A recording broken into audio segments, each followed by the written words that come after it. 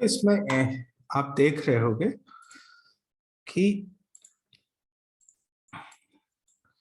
इसमें linear inequality का प्रयोग हुआ है। जैसे ये है x greater than equal to 0, y greater than equal to 0, ये लीनियर है, ये लीनियर, ये सारे लीनियर इनइक्वालिटीज हैं। और आगे बढ़ते हैं। ठीक है, और इसमें कुछ टर्मोलॉजी है जो अपन को सीखना है। देखो इसमें z is equal to this, इसको बोल रहे हैं ऑब्जेक्टिव फंक्शन। ऑब्जेक्टिव फंक्शन, तो ये टर्मोलॉजी क्या है और ये है क्या? ऑब्जेक्टिव फंक्शन का मतलब है कि ये z जिसको अपन ऑब्जेक्टिव फंक्शन बोल रहे हैं, इसको ही ऑप्टिमाइज करना है। z is equal to 250x plus 75y। यदि आप इसको ऑब्जेक्टिव फंक्शन नाम दे रहे हो, इस कहने का मतलब है कि इसको ही ऑप्टिमाइज करना है, या मैक्सिमाइज करना है, या मिनिमाइज करना है। ठीक है, तो पहली टर्मोलॉजी है ऑब्जेक्टिव फंक्शन। ऑब्जेक्टिव फंक्शन क्या होता है? हमारा ऑब्जेक्ट यही है मेन, जिसको हमें मैक्सिमाइज या मिनिमाइज करना है। ठीक है, जिसको ऑप्टिमाइज करना है ना। जैसे इसमें लिखा है मैक्सिमाइज जेड, लिखा ना इधर, maximize z is equal to this.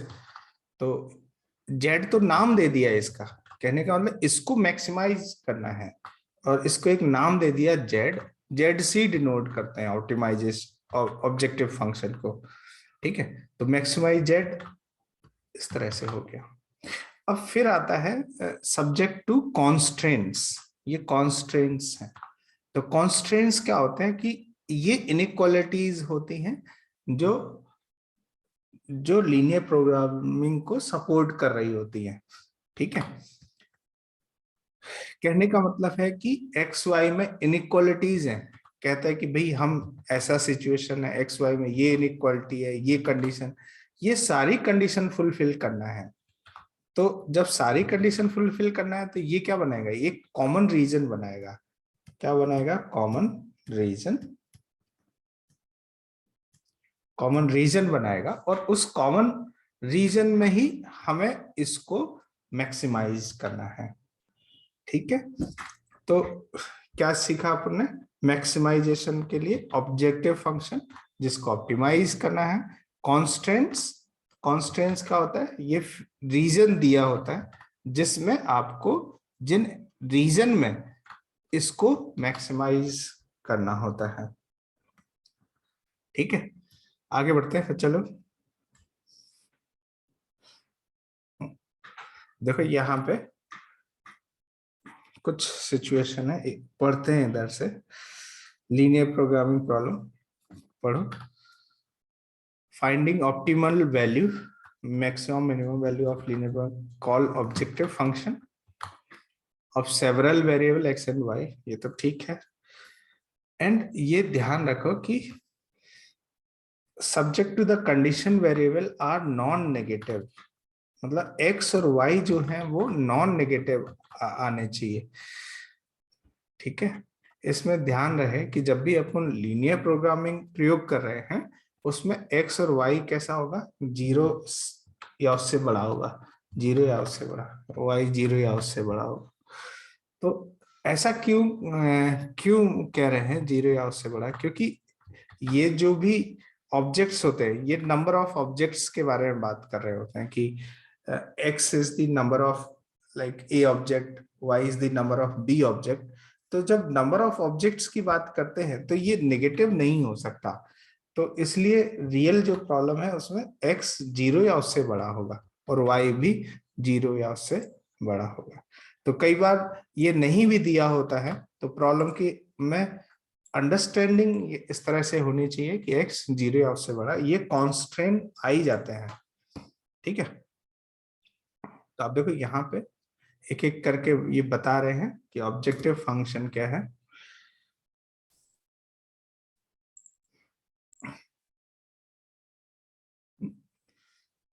सीखते हैं ऑब्जेक्टिव फंक्शन के बारे में। पहला क्या बोला देखो, ऑब्जेक्टिव फंक्शन, इसको पढ़ो जल्दी से फटाफट।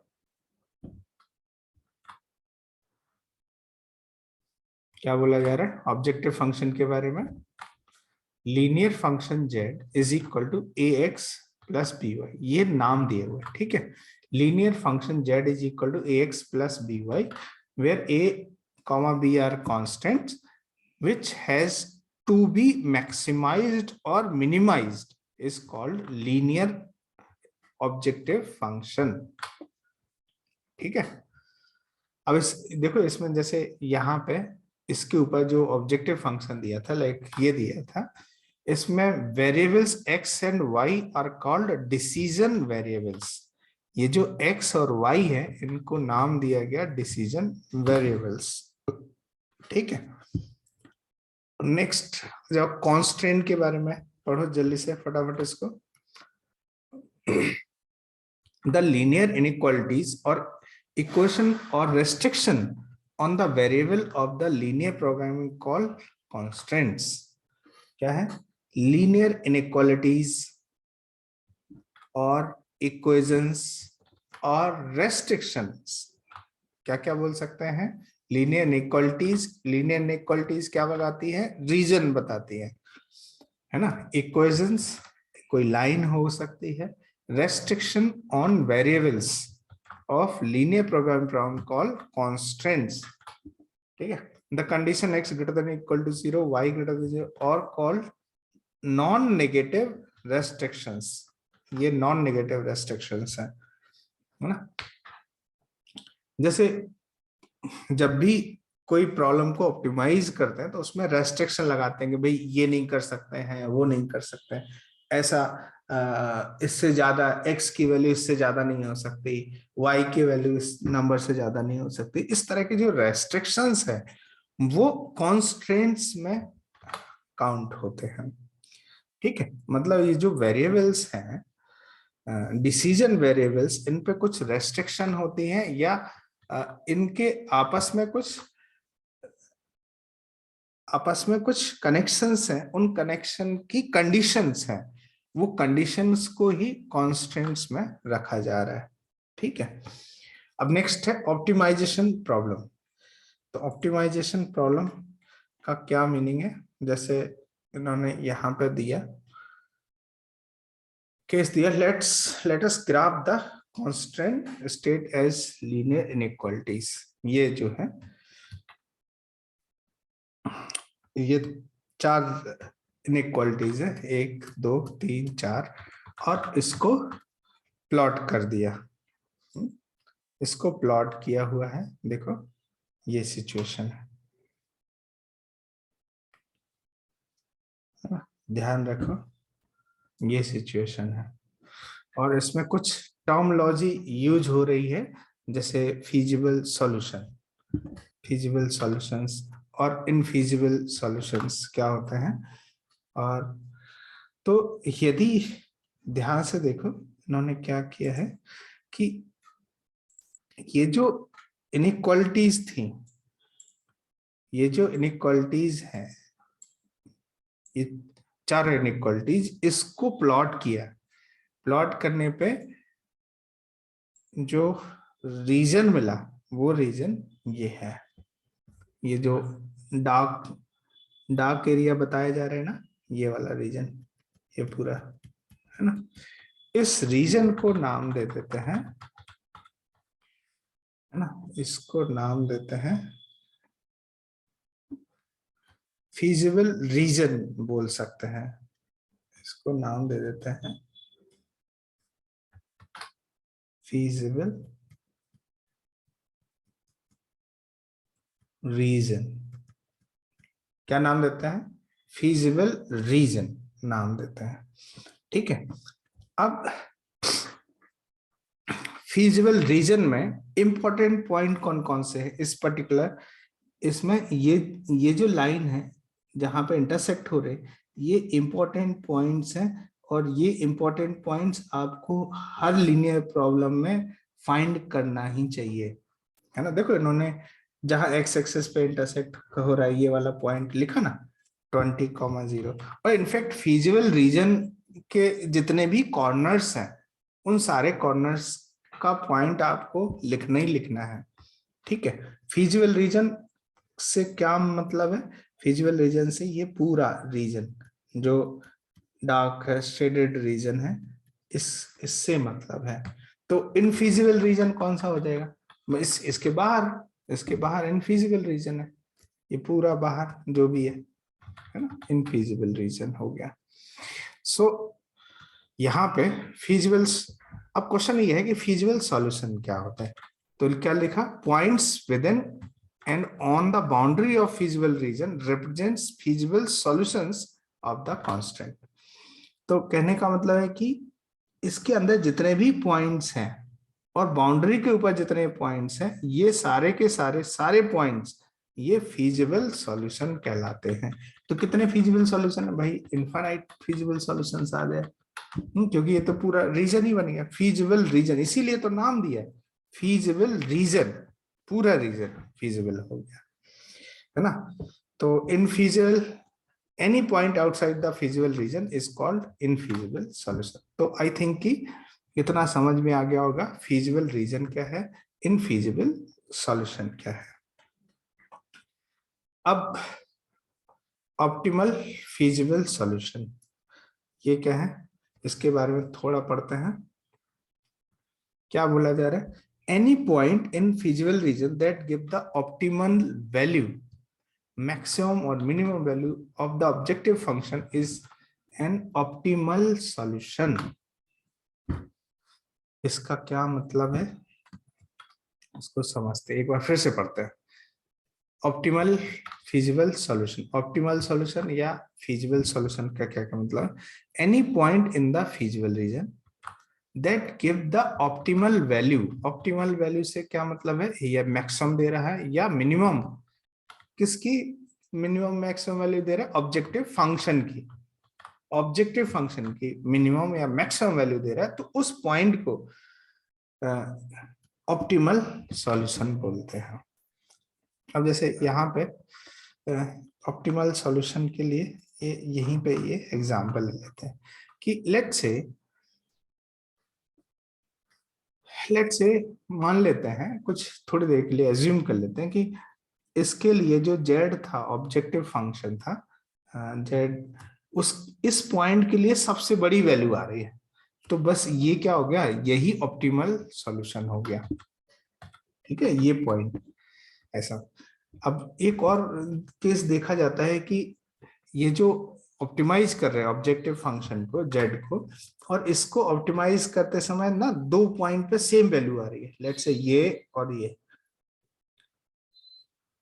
इसकी मैक्सिमम वैल्यू आ रही है same at two distinct point, let's say b पे भी आ रही है और ए पे भी आ रही है, मान लेते हैं, मतलब इस पर्टिकुलर केस में तो ऐसा नहीं है बट एज्यूम कर लेते हैं कि ऐसा यदि हो रहा है, तो पता क्या होगा कि इस पूरी लाइन पे जितने भी पॉइंट हैं उन सारे पॉइंट्स ही ऑप्टिमल सॉल्यूशन हो जाएंगे, है ना। याद रखो, जब दो पॉइंट इस तरह से आ रहे हैं जो ऑप्टिमल सॉल्यूशन दे रहे हैं ऑब्जेक्टिव फंक्शन के लिए, तो फिर दो पॉइंट नहीं, पूरे लाइन ज्वाइनिंग पे ही ऑप्टिमल सॉल्यूशन आएगा।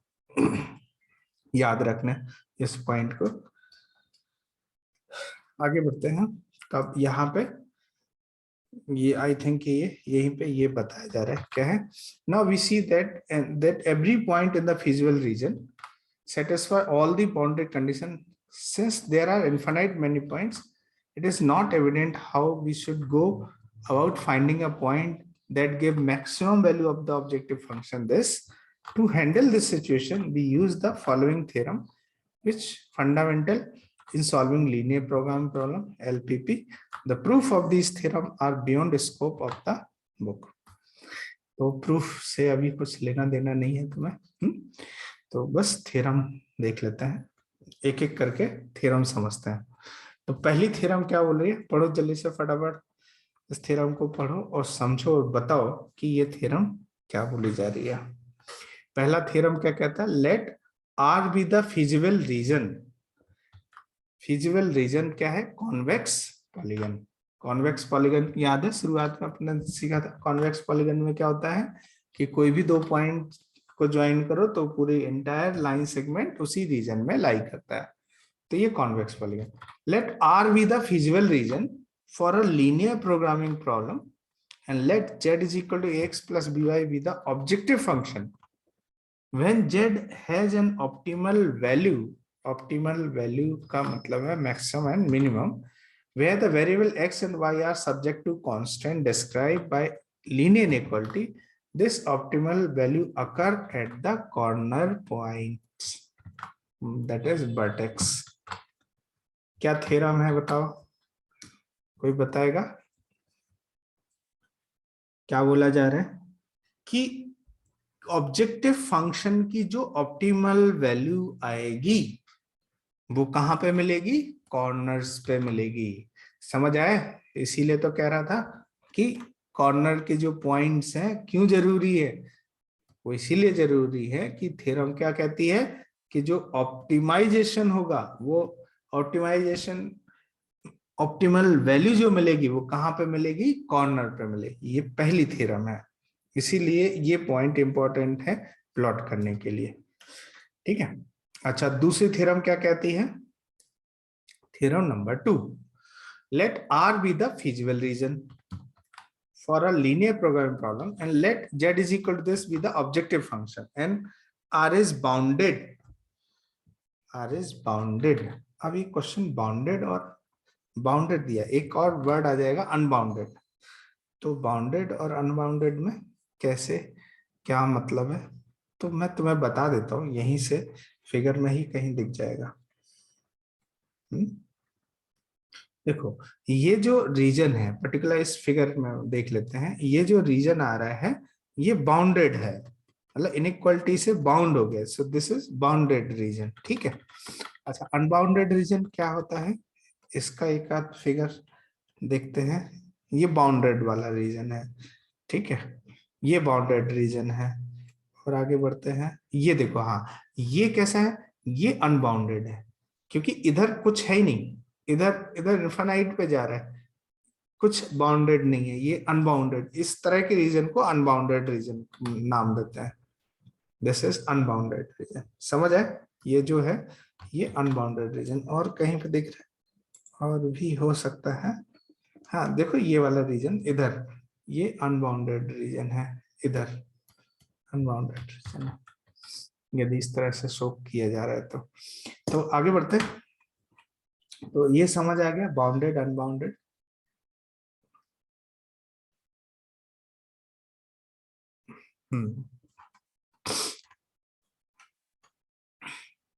थ्योरम नंबर 2 क्या है, पढ़ते हैं फिर से।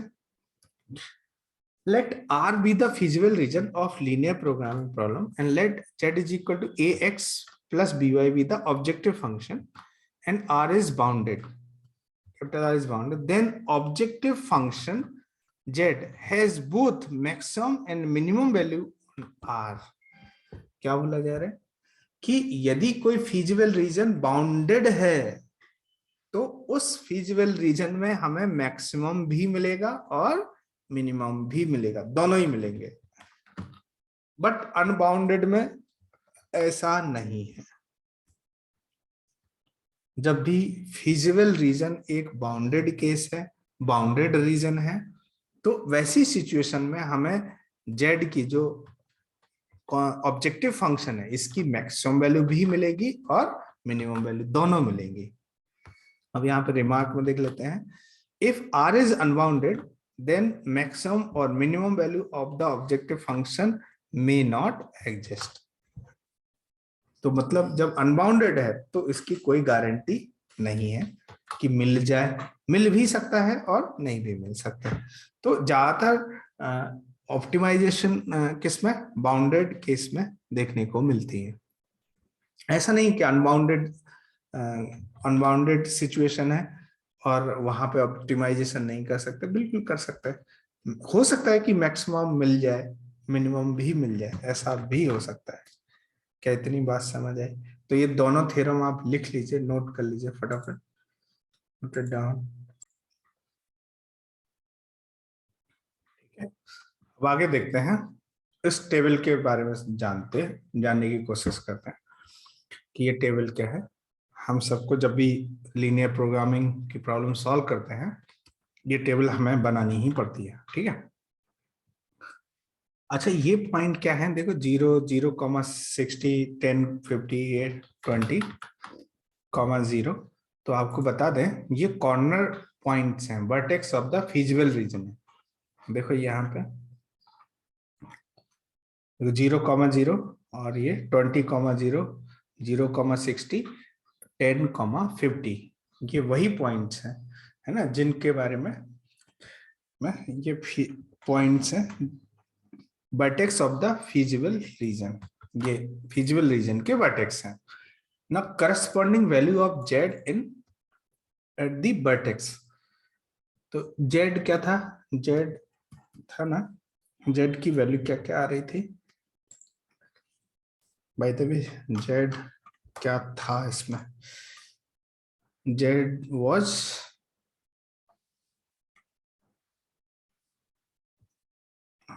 हाँ ये 250x प्लस 75y, ये लिखा है 250x plus 75y, 250x plus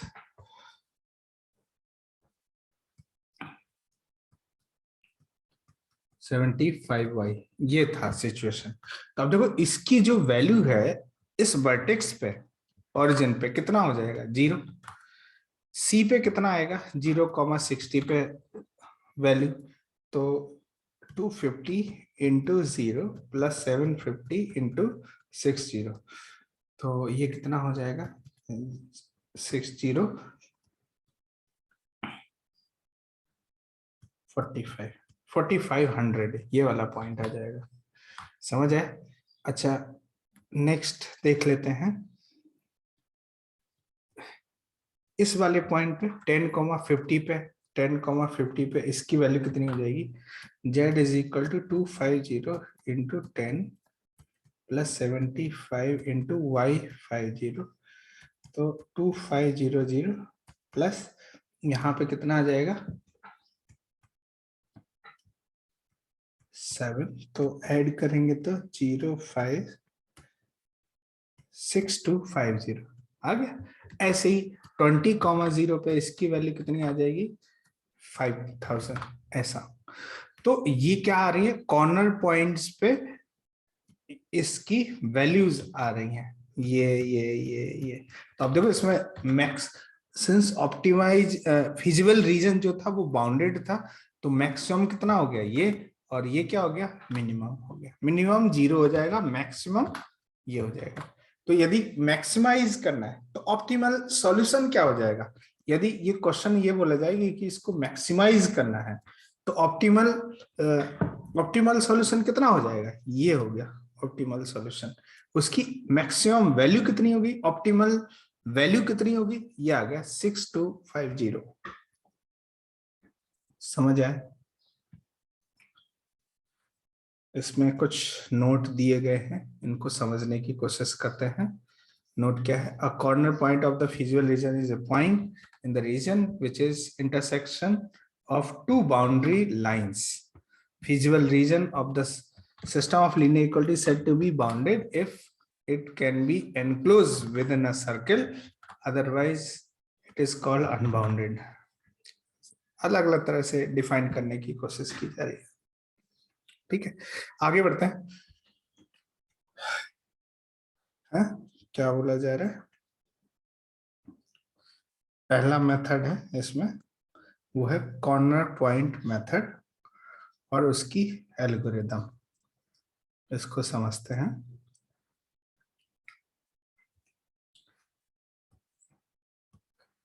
corner point method, ये मेथड है लीनियर प्रोग्रामिंग प्रॉब्लम को सॉल्व करने का एक मेथड है। क्या है, कॉर्नर पॉइंट मेथड, और यही तुम्हारे सिलेबस में, 12th के सिलेबस में है ना। तो the method comprise of following steps, मतलब ये जो है ये क्या है, एल्गोरिदम है, कैसे सॉल्व करना है। तो पहला स्टेप क्या है, फर्स्ट स्टेप क्या करना है, find the feasible reason of the linear programming problems and determine its corner point either by intersection or by solving two equation of the line intersecting that point। तो सबसे पहला point क्या है, सबसे पहला स्टेप जो है वो ये है कि आपको फीजिबल रीजन निकालना है और वो जो लाइन है फिजिबल रीजन, जिन लाइन के बाउंडेड होने से बनी है, उनके कॉर्नर जो वर्टिसेस है, उन पॉइंट्स को फाइंड करना है। वर्टिसेस को फाइंड कैसे करेंगे? जहां पे दो लाइन इंटरसेक्ट कर रही हैं उनको सॉल्व करने से वर्टेक्स पॉइंट आ जाएगा। फिर क्या होगा कि इस तरह से आपके वर्टेक्स आ गए। जिस तरह से ये सारे वर्टेक्स आ गए, इससे पहले अपने देखो ये वर्टेक्स फाइंड किए थे, ओ सी बी ए, इस तरह से ये वर्टेक्स फाइंड किए थे। ठीक है, फिर इन वर्टेक्स पे ऑप्टिमाइजेशन फंक्शन जो है, ऑब्जेक्टिव फंक्शन की वैल्यू लिख देते, और वो वैल्यू के लिए उस तरह की टेबल बनाते जैसे अभी पहले बनाए थे। Evaluate the objective function z at each corner point, ठीक है, at each corner point, and let capital M and small m respectively denote the largest and smallest value of these point. तो मान लिया कि आपने जब ये कैलकुलेट किया तो उसमें कोई ना कोई एक मैक्सिमम वैल्यू आएगी और एक मिनिमम वैल्यू आएगी, उनको कैपिटल एम और स्मॉल एम से डिनोट कर दिया। अब नेक्स्ट स्टेप तीसरी एल्गोरिथम का ये है कि when the feasible region is bounded, जब ये बाउंडेड है तो थ्योरम के अकॉर्डिंग इस कैपिटल एम और स्मॉल एम दोनों ही मिलेगा, are the maximum and minimum value of z. तो बाउंडेड केस में तो नो प्रॉब्लम, नो इश्यू,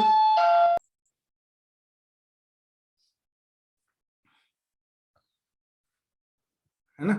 तो बाउंडेड रीजन है तो उस समय मैक्सिमा भी मिलेगा और मिनिमा भी मिलेगा थ्योरम के अकॉर्डिंग। लेकिन यदि अनबाउंडेड है, इन केस फिजिबल रीजन है अनबाउंडेड, तो वैसी सिचुएशन में क्या है, वी हैव क्या क्या है, पहला नेक्स्ट स्टेप एल्गोरिथम का है, फिर m is the maximum value of z if the open half plane determined by this greater than m has no point in common with the feasible region otherwise.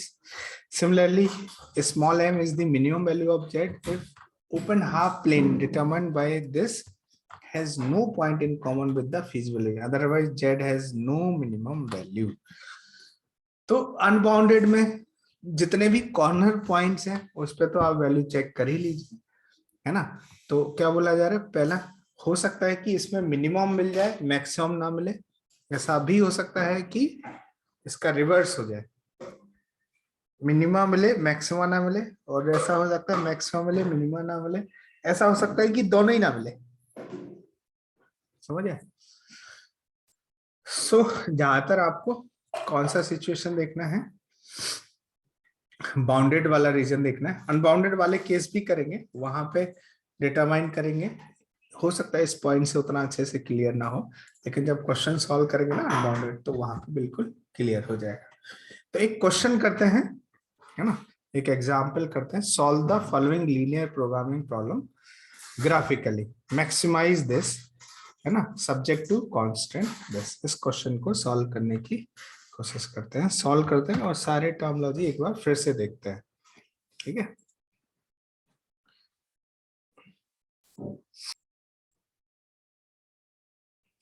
देखो इसमें सबसे पहला question है, क्या बोला जा रहा है, solve the following linear programming problem graphically, maximize this. तो ये जिसको मैक्सिमाइज करना है ये क्या बन गया, ये बन गया ऑब्जेक्टिव फंक्शन,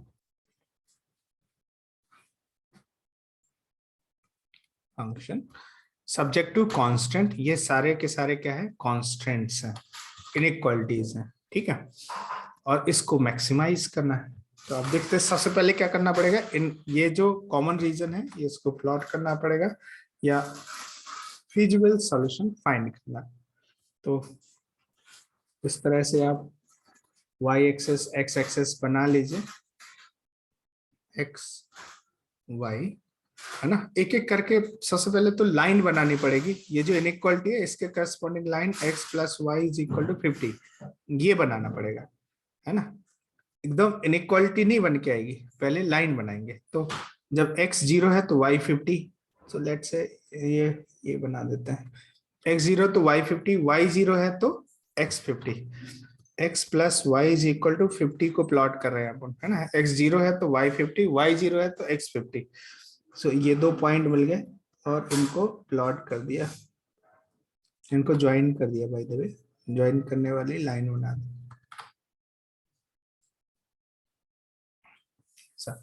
ठीक है, इनका नाम जरूर लिखना है कहाँ पे ये इंटरसेक्ट कर रहे हैं। तो 0, सॉरी ये 50,0 हो जाएगा और ये 0,50।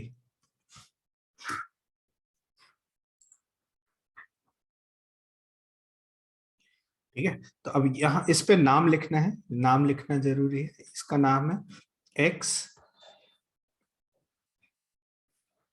इसका नाम है x plus y is equal to 1। ठीक है, अब देखो क्या ओरिजिन इसे सेटिस्फाई कर रहा है क्या? ओरिजिन, ओरिजिन बहुत आसान सा पॉइंट है, चेक कर लेते हैं इसमें। तो आप देखोगे कि ओरिजिन बिल्कुल सेटिस्फाई कर रहा है, 0 लेस देन इक्वल टू 50। तो कौन सा रीजन आएगा? कौन सी रीजन की बात कर रहा है ये? इधर वाले रीजन की बात करें। ये जो इनइक्वालिटी है वो ये रीजन है, बाउंड्री भी इंक्लूड होगी इसमें। ठीक है, हम ऐसे बना दिए, एकदम लास्ट में पूरा जो रीजन है उसको शेडेड करेंगे, शेडिंग करेंगे। अब यहाँ पे नेक्स्ट ये है, इसको प्लॉट करना है। सबसे पहले तो 3x plus y is equal to 90 लिख देंगे। अब देखो y यदि 0 है तो x की वैल्यू, y यदि 0 है तो x की वैल्यू कितनी आ जाएगी? 30। तो 30,0, 30,0 समय है, ये 30,0 हो गया। ठीक है, 30,0 हो गया। फिर अच्छा x यदि 0 रख दे, x 0 रखे तो y कितना हो जाएगा? 90 हो जाएगा। तो x 0 y 90 कुछ इधर आगे जाएगा।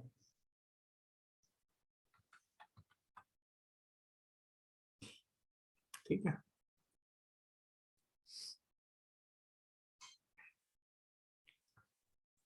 x 0 y 90 कहाँ पे मिलेगा? समझे है, ये पॉइंट इधर कहीं होगा।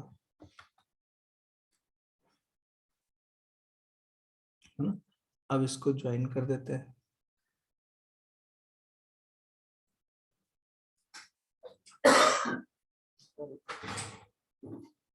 ये वाला पॉइंट हो गया, ये 0,90 हो गया, है ना ये पॉइंट। अब देखो यहाँ पे इसमें फिर से चेक करना है क्या ओरिजिन से सेटिस्फाई कर रहा है? तो बिल्कुल कर रहा है। ओरिजिन पुट अप करके देख लीजिए, 0 लेस देन इक्वल टू 90 आ गया। तो ये कौन सा रीजन? इधर वाला रीजन हो गया। ठीक है, और x greater than equal to 0 का क्या मतलब है? तो x इक्वल टू 0 वाली लाइन बना देते हैं, वो y एक्सेस ही हो जाएगा। ये x इक्वल टू 0 लाइन हो गया, है ना। बट ये ग्रेटर देन 0 है, मतलब इसके राइट साइड वाला है, याद रखना है ये रीजन। और y greater than equal to 0 है, तो y इक्वल टू 0 देख लेते हैं, ये वाला है, this is y equal to 0। और ग्रेटर देन 0 की बात करें तो ये ऊपर वाला रीजन हो जाएगा। तो अब देखो ये चारों जो जो कॉन्स्टेंट्स हैं, इन कॉन्स्टेंट से मिलके एक कॉमन रीजन बन रहा है। और वो रीजन कौन सा है पर्टिकुलर? इसमें ध्यान से देखो, वो ये है। और यही, इसी को नाम देंगे feasible reason. This is feasible reason.